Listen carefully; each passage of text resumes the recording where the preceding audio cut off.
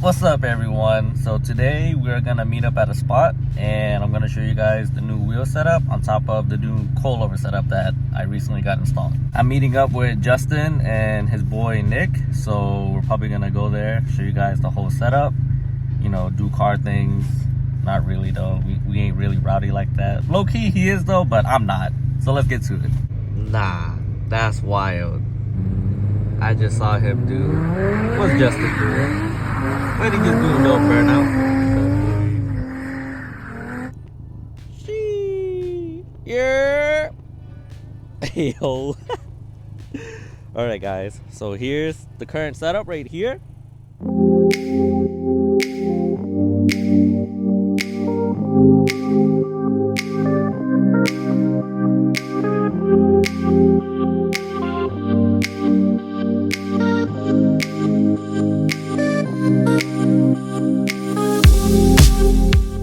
Like I explained in the last video, these are TE37. They are in bronze.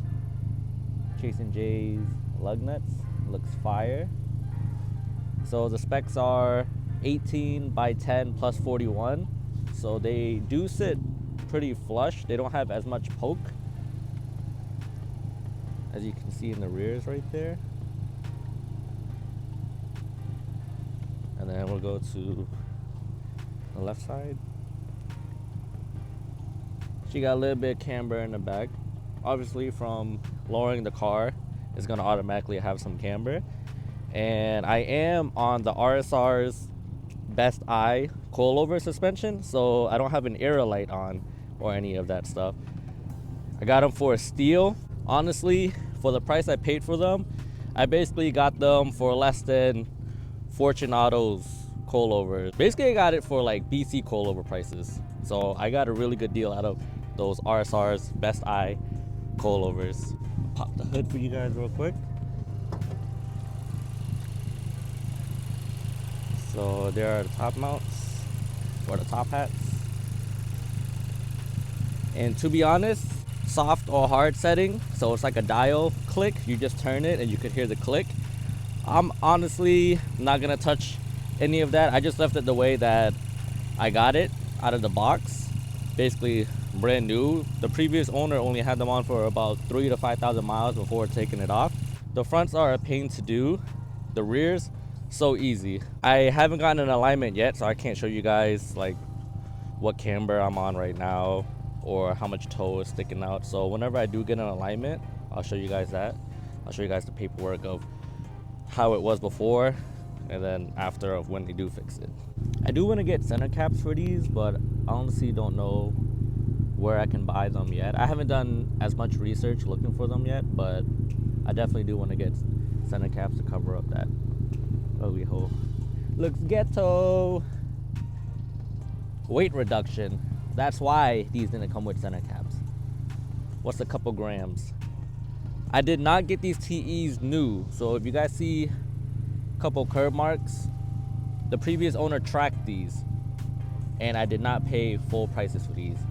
I paid less than full prices with tires. So personally, I think I got a steal on it, but these wheels obviously have like some weird touch-up markings all around it. It's gotta be cleaned up a little bit. I honestly don't know what this is. I think he tried to touch it up and just kind of skirt off onto the tires. Yeah. Where's your Tomei, sir? Nick? Nothing. I do like the IS300s though. These are clean. I remember when I was in high school, I was looking at one of these. He's in high school, he got one. Which is crazy. Must be nice. I was driving an Acura. He got T-boned for it, it's okay. Was it worth it? Yo, he said that. Justin, where's your Tomei? I got two, I can give you one. Yo, the Type R Tomei. Get pulled over. Yeah, that's crazy. Yeah, you did do one. So as I said before, no suspension lights or ADS lights, but the infamous catless light is back on. So usually around the colder weather, I will have a check engine light for obviously being catless, but it usually goes away once the weather gets warmer, but I'm hoping it'll eventually just cut out. You know how I was talking about that check engine light earlier? Now it's gone. See, it's so weird. But your boy can pass a mission. This is where we eat in. Cheers. Cheers.